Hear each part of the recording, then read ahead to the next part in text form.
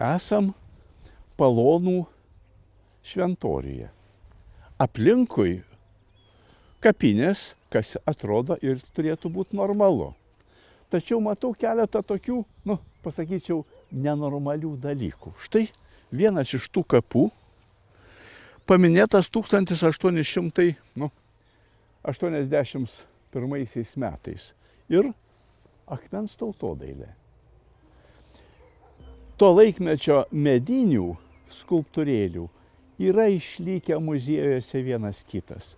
Tačiau, kaip matot, su metalu ir su akmeniu tautodailės skulptūrėlė, kad būtų išlikus tokioj stadijoje, tiesą sakant, ir Lietuvos menotyrininkai nėra pastebėję.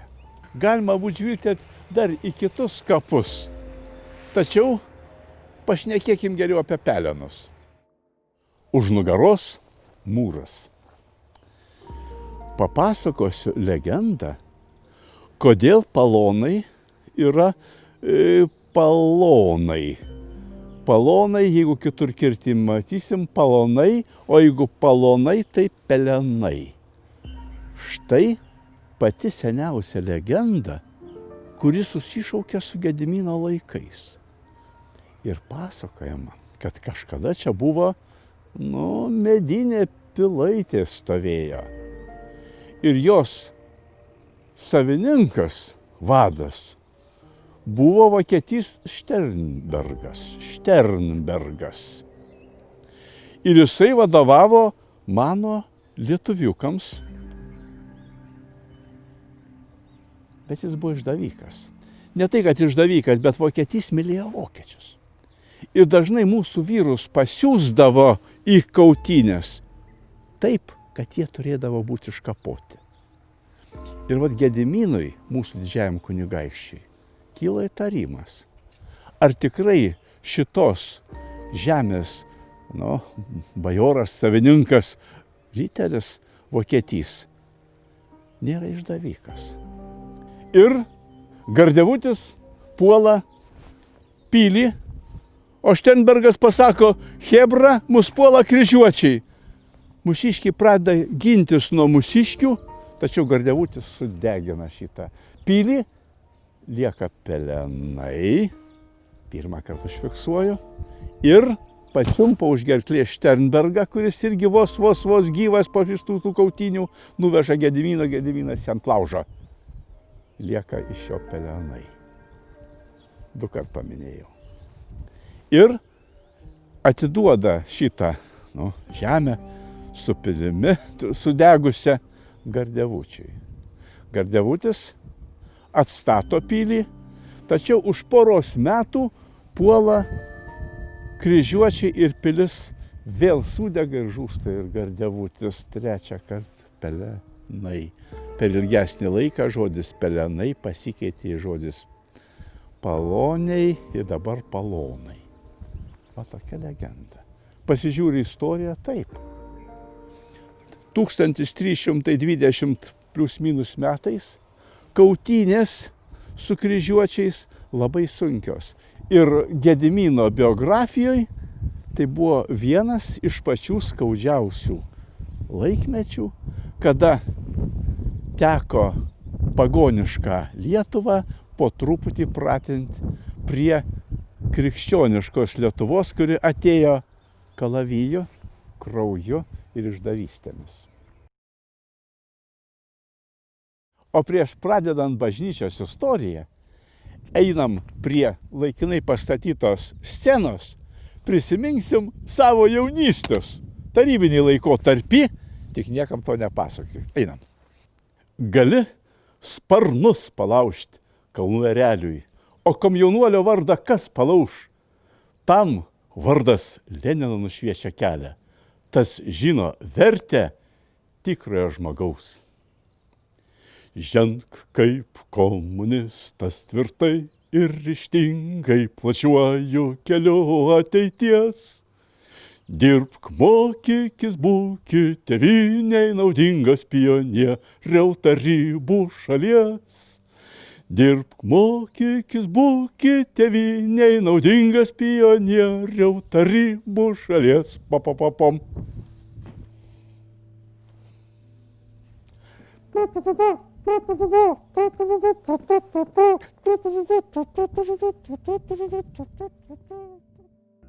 O dabar paaiškisiu, kodėl gavom šitą tarybinės ideologijos biografiją. Kiekvienas iš mūsų, mano amžiaus, buvom ir pionieriais, ir komjaunuoliais, ir moksleiviais, ir tarybiniais žmonėm, ir antitarybiniais.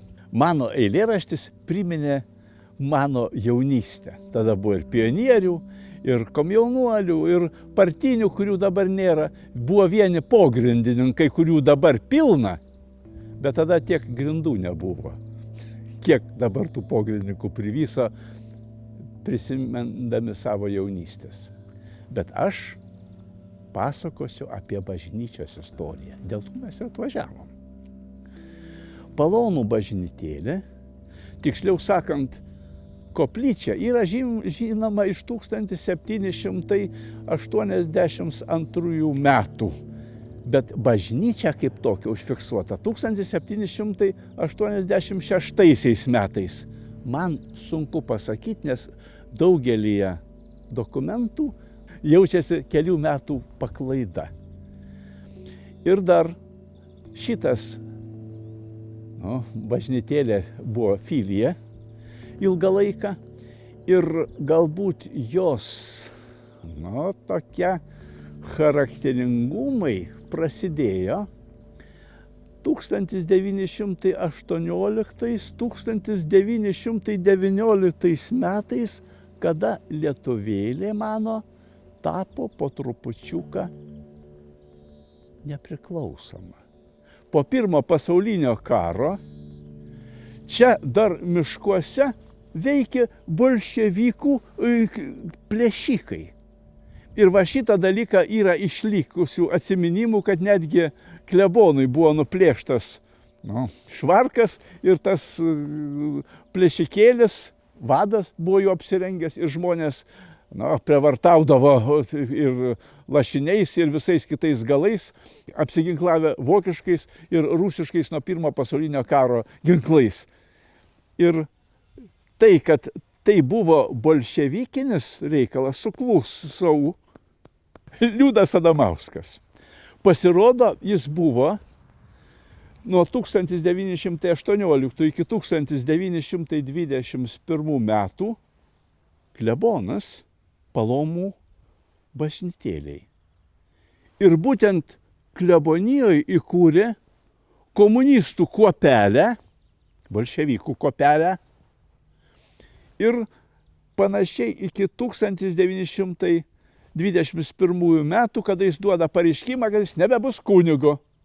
Ir savo gyvenimą skyrė komunizmui. Ir štai dabar tęsiu tą pasakojimą toliau, nes tokių fokusų lyg tai mes nesam girdėję. Iš kitos pusės, iš tokių fokusų taip pat susideda mano skausminga lietuvėlės biografija. Tęsiu pasakojimą apie Palonų kunigą, buvusį kunigą, ekskunigą Liudą Adamauską. Prisimenat, 1926 metais įvyksta smetoniškas perversmas ir prisimenat 4 komunarus, kuriuos sušaudė Smetona. Tai yra, aš užmiršau pavardės, Rapolas Černas, Kazys Giedrys, Juozas Greifenbergeris, Karolis Požela. 5. buvo sušaudimui numatytas Pijus Gloveckas, bet jo nesušaudė todėl, kad jo uošvienė buvo Lazdynų pelėda ir paprašė Pijaus Glovecko, kad jis pasinaudotų teisę paprašyti, kad prezidentas atleistų nuo sušaudimo. Tai to ir baigėsi, kad jis neėjo į tą ketveriukę, apie kurį mes žinom iš savo vaikystės laikų. O 6. tai buvo Liudas Adamauskas, jis gavo 15 metų. Tačiau pabuvo jisai panašiai kelius metus, jam buvo sumažintas šitą ir 1934 metais jį paleido į laisvę už komunistinį, už bolševikinį darbą. Žinoma, tais laikais šaudydavo žmonės taip pat po ilgo ir nuobaudaus teismo, kaip kad ir dabar. Bet pasakoju toliau. Ir štai 1940 metais, kaip užima Tarybų sąjunga mano lietuvėlė, Liudas Adamauskas tampa stambiu žmogėnu. Jis yra, jeigu neklystu, aukščiausiosios tarybos pirmininkas ar kažkas panašaus ir buvo pirmininkas tos komisijos, kuri važiavo į Maskvą, kad Lietuva taptų Tarybų sąjungos sudėtinė dalis. Štai kodėl aš dainavau tarybinę dainą. Tačiau Liudo Adamausko gyvenimas irgi buvo netikęs. 1941 metais jis nespėjo pabėgti, jį pačiupo ir su žydais nuvežė į panerius ir sušaudė. O tau gyvenimas. Aš pasakoju mirtis, aš pasakoju mūsų biografijas, aš pasakoju apie pelenus ir pagalvoju mūsų biografijos. Ir nėra kaip iš to reikalo nei juoktis, nei jame matyti tragediją. Esame maža tautelė. Ir netgi šitas kunigas Liudas Adamauskas taip pat ne iš piršto laužtas. Juk gerai pasižiūrėkite į katalikybę. Jis skleidžia tas pačias komunistinės idėjas, kur visi žmonės lygus, kur visi žmonės šviesūs. O gyvenimas tai padaro šėtoniškų vingių. Kad dabar šneku, o apibendrinti nemoku, o jūs mokat. O šita bažnyčia yra savotiškai netipinė. Nors, kai bažnyčia yra bažnyčia. Jinai yra bebokštė, pastatyta 1938 metais. Ir ją pastatė toks Mykolas Ruseckas, klebonas, savo protu, savo rūpesčiu, savo brėžiniais ir savo iniciatyvą. Ir kada dabar pasižiūri profesionaliu požiūriu, nesinori diskutuoti. Jame jauti ir pseudogotika, kas anuo metu moderno laikais buvo tarsi neįprasta.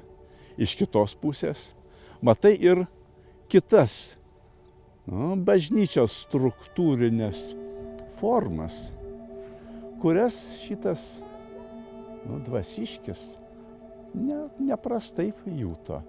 Ir dabar žiūrėdami mes į ją, turim ir stiprumo įvaizdį, ir kitų smulkmenėlių, apie kurias dar biškiai pašnekėsim paėję į šoną. Eime. Bažnyčia iš akmenų mūro turi keturkampį planą ir labai aktyviai jaučiasi tas gotikinių langų akcentavimas, naudoju šitą žodį. Tačiau vėl šitas akcentavimas, jeigu dabar reikėtų man būti advokatu, tiesiog susišaukia su tuo, kad nėra bokšto. Ir tas kilimas į viršų pabrėžiamas tais smailėjančiais langais. Dar reikėtų taip pat paminėti tai, kad tas langų baltas apvadas piešinys, nepasakysiu, kad labai jau profesionaliai tas vidus išdažomas, bet tai irgi vienas iš tokių meninio sprendimo būdų, kuris vienaip ar kitaip šitą bažnytėlę daro jaukesnę. Ir dar užbaigsiu apie ją. Fasade buvo numatyta freska. Tokie dalykai, liktai pas mus Lietuvoje, nelabai mėgiami, nes šiltuose kraštuose freskos ilgai išlieka. O čia ir vėjai, ir šalnos, ir darganos, taip toliau. Ir dabartinė freska, nepasakyčiau, kad labai gerai laikosi, bet tai yra reiškinys. O dabar dar trupučiuką apie urbanistinį planą. Pasižiūrėkim. Mes čia esame 2019 metais. Vieni dešimtmečiai buvo iki mūsų, kiti dešimtmečiai bus iki po mūsų. Tačiau žiūriu, paprastai visi šventoriai būna aptveriami arba mūro tvora, ar kažkokia kita. Šiuo atveju matosi, kad kažkada tai prieš 100 metų čia stovėjo aptvaras, tvora, turbūt susisiekianti su 1782 metų koplytėlė ir bažnyčia, tai per ilgą laiką nunyko. Tačiau tas nunykimas turi savo logiką, nes tiek kapinių zona, tiek pačios bažnyčios zona apsupta ir medžiais, ir per tuos medžius, per gamtą yra atskirta, o kartą sujungta su Palonų kaimu. Nesakau, kad tai gerai, nesakau, kad tai blogai, bet tai yra objektyvu ir kaip ne kaip savita. Esame interjere. Interjeras, kaip matot, vienanavis, 3 altoriai. Ir jeigu dar sykį pakartot, kad šita bažnyčia pastatyta 1938 metais, išaiškėja, kad pastatyta ne šiaip savo. Anoji medinė apturėjo gaisrą, tiksliau sakant, sudegė.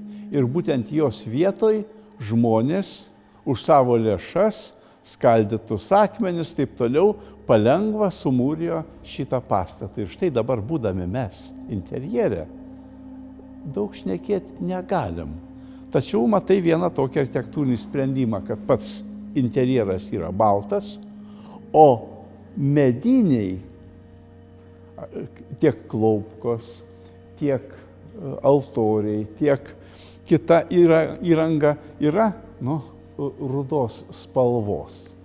Tai vėl savotiškai susišaukia su maža architektūra ar su interjero įranga. Tačiau šita įranga, kaip matot, žiūrisi gana logiškai, įprastai ir tarpusavį gražiai dera. Einam dar parodysiu kai ką. Tęsiu Palonų bažnytėlės istoriją. Ir dabar žiūrėdami šituos altorius, taip pat tenka prisiminti, kad seniai žmonės prisimena, kad neišliko anų altorių, kurie buvo mediniai bažnyčiai. Ir šitie altoriai yra atvežti. Štai stovėdamas moteriškoj pusėj, leidžiu taip sakyti, rodau į Marijos paveikslą, tačiau atkreipiu dėmesį. Palyginti neilgai funkcionuojanti bažnytėlė, o votai šalia šito paveikslo rodo, kad tas paveikslas atlikinėjo dar ir, materialius dalykus, žmonės pasveikdindavęs, kažką tai gero padarydamas. Atrodo, tikrai nėra ką šnekėti, nes karas praėjo, tarybiniai laikai, o votai tai atsirado ne iš piršto, ne tik iš piniginės, iš aukščiau. Šnekant apie stilistiką čia būtų sunku nustatyti. Nors vieną kitą XIX šimtmečio vidurio stilistinį tautodailės bruožą atpažinti galima. Dėl to, kad ir nežinoma, iš kokios bažnytėlės atvežta, tačiau, kaip matot, jau netoli 200 metų šitam altoriui. Jame jaučiasi ir klasicizmo vienas kitas reikalas, jaučiasi ir tais laikais iš mados baigiantis išeiti baroko liekanos. Taip kad, matot, pasižiūri į kai kuriuos architektūrinius braižus ir gali jau disponuoti vienu ar kitu šimtmečiu, netgi to šimtmečio dešimtmečio. Įdomus dalykas architektūra. Ir jeigu moteriškoji pusėje buvo Marija su vaikeliu, čia matom šventą Oną. Žinoma, tai yra simetrinis sprendinys, aš kalbu kaip architektūrinis vertintojas, bet iš kitos pusės tas susišaukimas vėl duoda tą harmoniją, kuri ir privalu būti bet kuriame mūsų lietuviškos šventyklos interjere. Dar kai ką parodysiu. Klaupkas tai yra taip pat prieškaryje ar karo metais pastatytos. Šiandien galiu pasakyti, kad jos yra gana kuklios, Tačiau tas kuklumas turi vėl savo supratimą. Tai ne puošmena. Iš kitos pusės tai yra baldo atmaina. Ir kada aplinkoje šitą baldai įranga tarpusavį susišaukia, aš jau kartojuosi, gana harmoningai žiūrisi interjeras. Paveikslas su Šventa Ona primena, kad Palonuose Liepos mėnesį visada vyksta Šventos Onos atlaidai. Tai yra viena iš Palonų miestelio garsenybių. Tarp kitko reikia nepražiopsoti, ten būna įdomių dalykų.